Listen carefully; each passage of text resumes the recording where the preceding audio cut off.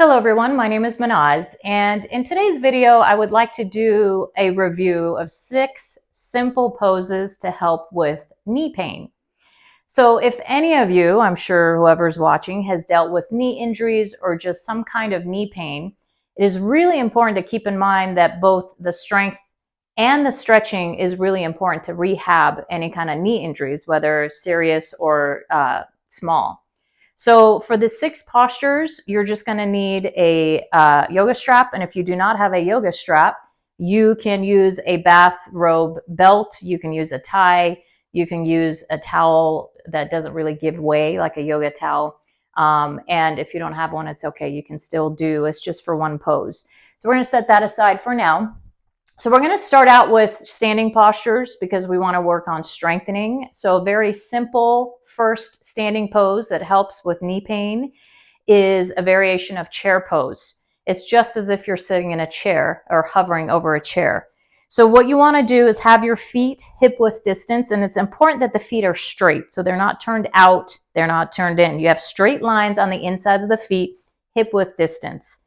So with that position of the feet, you're going to extend the arms out in front, fingers together, arms active. You're going to take an inhale, pull the belly in, and as you exhale, you're just going to sit as if you're sitting in an imaginary chair. And you should hold this for about 5 breaths. If you can bring the hips slower, bring them lower. Just don't let them go below the knees because then it will strain the knees. You want to feel the quads active, the hamstrings active, and it's important that the knees are tracking over the toes.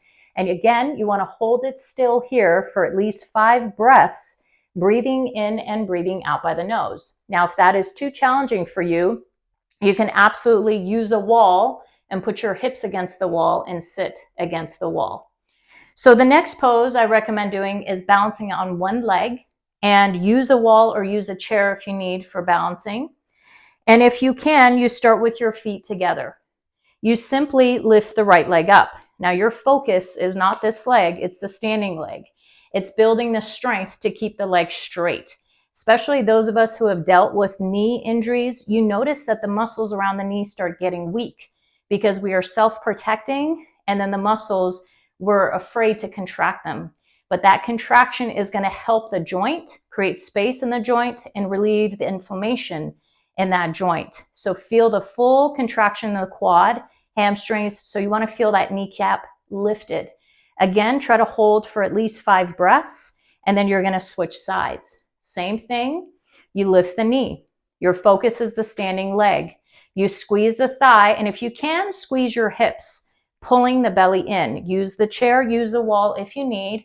Try to hold it still again for a minimum of 5 breaths. And again, the whole time feeling the full quadricep contraction pulling up on that kneecap. And then slowly you release. The next standing pose is a good stretch. You're going to take a big step, go wide, at least about 4 to 5 feet. So I'm giving you the side view. Hands on hips, legs straight, and you slowly go down. If you need to walk your hands down your legs, that's fine. Ideally, you're bringing the hands to the floor, or you can use a block. Place your hands on a block, and you want to have the legs straight. Not just straight, you want to contract the front of the thighs. If you cannot get the legs straight, that's okay. That's what you're working on. This is a deep stretch to the back of the legs. Your belly tight, your spine long, ideally. And again, hold it here for a minimum of 5 breaths, breathing in and breathing out by the nose. Good. And then when you're ready, come up the same way, hands on hips, and slowly you come up. All right, so you can heel toe the feet in. Now you want to make your way onto the floor. So sometimes with a severe knee pain, it takes a little longer than we wish. But make your way onto the floor and go ahead and relax on your back. This is where you're going to want this yoga strap or whatever you're using. And of course, if you can't locate something, you can just try to grab your foot or your ankle.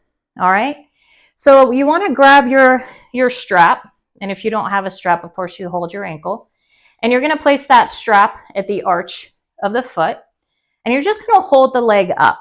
Ideally, you want to straighten the leg out. And again, it's a really nice stretch to the back of the knee, the hamstring. And you just hold and breathe. And then the next part, you want to put both ends of the strap in your right hand. you can slide your left heel forward and just slowly take that leg out to the right. Just go to where you can. So again, this is a good stretch all around the knee, the back of the knee especially. Ideally, your leg is straight, but if you cannot fully extend the knee, that's okay. Just go to where you can. And then slowly come back to center. And then you're going to switch hands and bring the leg across the body. So this is a good stretch for the IT band, the piriformis, the outer hip. So a lot of times when we have knee pain, knee injuries, it affects our hip joints. So we want to keep the hips healthy and flexible so the knee can be healthy and flexible. And then you come back to center and you do the same thing, other leg. So you bring the left leg up and you can hold for a few breaths. Good. Good for circulation as well. Then take both ends of the strap, and I'm going through this quite quickly. Ideally you want to go slower through this and hold for 5 breaths.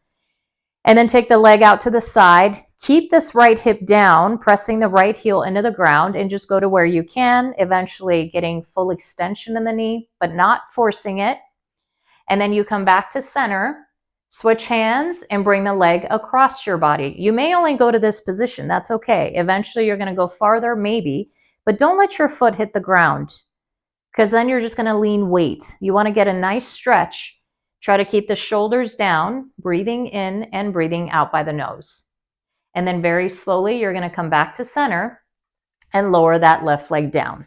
It's a wonderful stretch. So make sure it feels wonderful. All right, so the next one we do a reclined pigeon. Again, it's really good for the hip mobility, which is going to help the knee injury. So extend the right leg, flex the foot. That flexion is very important. Position your right ankle outside of the right ankle on the left knee. Keeping the right foot flexed, you gently push the right knee away. Make sure there's no pain in this knee. You want to feel it in the outer hip. You hold, you breathe. For those of you with more flexibility, you thread the needle, right hand goes between your legs, and you gently pull that knee in. Again, keeping this right foot flexed. That's really important to protect the knee. Holding for at least 5 breaths, and then you release, and you switch. So then you extend left, flex the foot, ankle on the knee.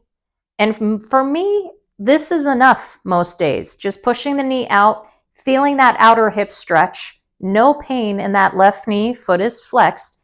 And of course, if you have a lot of flexibility, you can thread the needle, your hand goes between the legs, and you pull that right knee in and you get a deeper stretch.